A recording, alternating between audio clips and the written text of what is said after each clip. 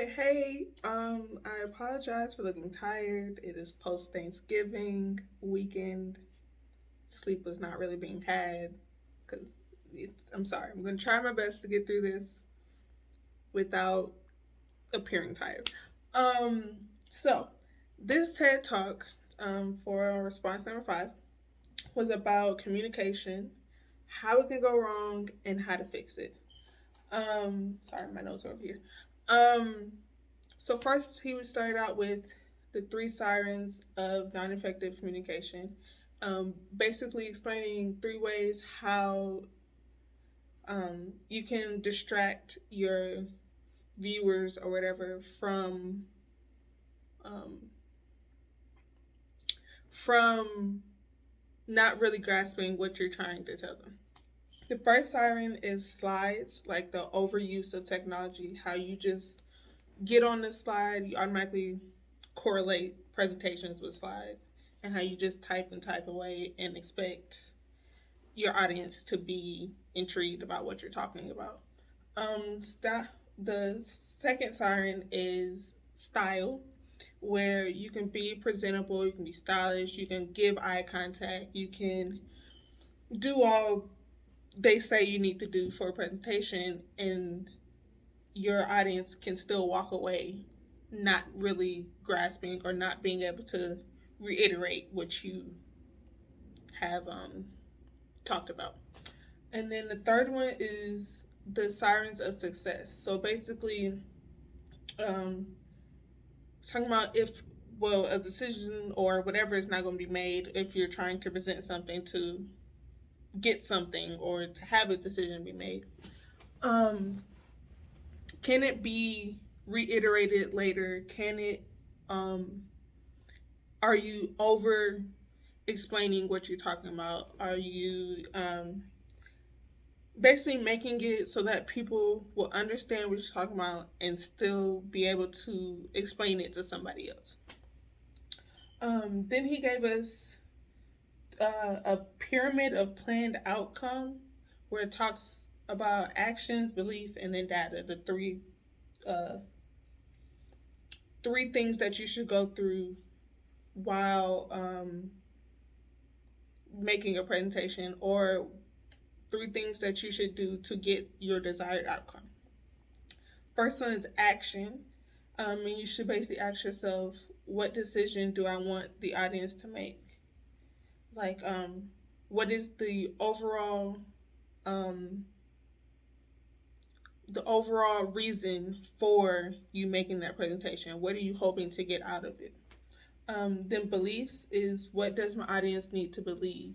So like, what do you want them to think about when they leave, when they're done with your presentation, or um,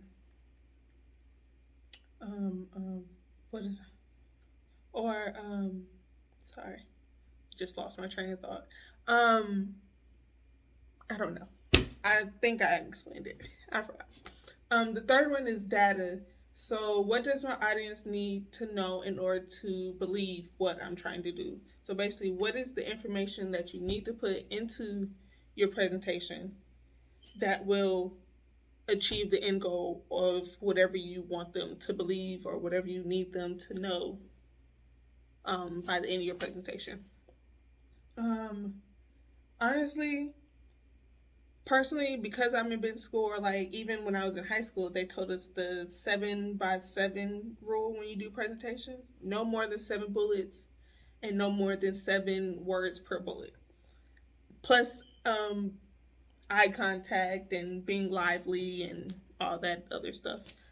And I honestly think you can do all those. You can have the eye contact, you can be presentable, your information could be perfect. However, just speaking for me, I've had professors and teachers that have done all that, and I still don't know what they're talking about at the end of the day. I feel like effective communication for like a group of people or like an audience or whatever is only effective if you can hit all of the learning. Um, how do I explain it? What's the word? Learning ways, if that makes it, or teaching ways, like hands-on, visual, um, what's the other one? Audio, all that. Because me personally, even though he was talking about all this, I still got carried away. Still, if I didn't have to do this response or like have bullet points that I need to talk about within this response, I honestly would have kept this in the background and kept going without my day. Because learning visual for me is not it. Just sitting here watching TED Talks, I don't learn a lot unless I have to keep going back, rewind it, type what I need to type or whatever. I don't learn. So to me, you can do all those. You can have the three sirens down. You can do all that. But unless you're making each individual like feel like they're learning their way or like learning, how do I explain that? I don't know how to explain that. But unless you make each individual feel like they have learned something or like they have been taught to their learning way, I guess, then you're not effectively communicating what you are trying to teach others. If that makes sense. I feel like that makes sense, but I don't know. I'm trying. Towards the end, he gave us 3 ways to fix this. Um, it was communication is vital. Communication, of course, is vital. You have to be able to convey properly what you're trying to say. You have to be able to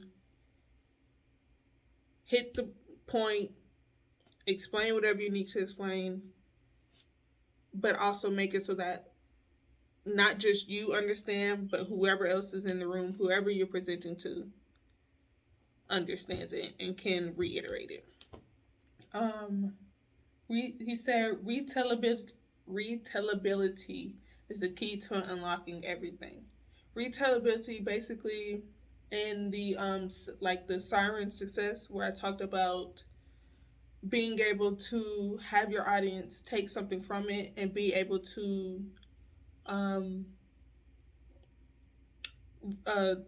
be able to explain what you're saying to somebody else. Yeah. Because like even if it's just a presentation, no, scratch that. When you have to say you're an entrepreneur and you have to sell your product or you have to get a decision made, someone to put something in your in their store or whatever. If you have a presentation of your product with, let's say, the manager, whoever is the owner of the store and all that, yeah, you have your initial meeting and you explain. Will that person then be able to go back to the team as a whole, the store? Will they be able to retell what you told them in order to be successful in that meeting and get the products or whatever it is in that store or whatever? So basically only hitting key points. What is important? What do I need them to know? Why should they do such and such? All within that presentation. It should be direct and to the point. And yeah. Pyramid, and then the pyramid of planned outcome, which I talked about. Those 3 questions that should be within your presentation. Again, this video, this TED Talk, it was 17 minutes long, and I struggled, not gonna lie, I struggled to get through it because, again, like I said, to me it wasn't effective because it's not the way that I learn. I'm a very hands-on. Of course, that's hard to do through video, but like, it was very hard to get through. I understand effective communication is important. Communication in general is very important, especially when you're trying to convey something or let the audience know something. But it was a little hard to get through this video. Again, if I didn't have to do this response, I probably wouldn't have watched this video or any TED Talk, to be honest.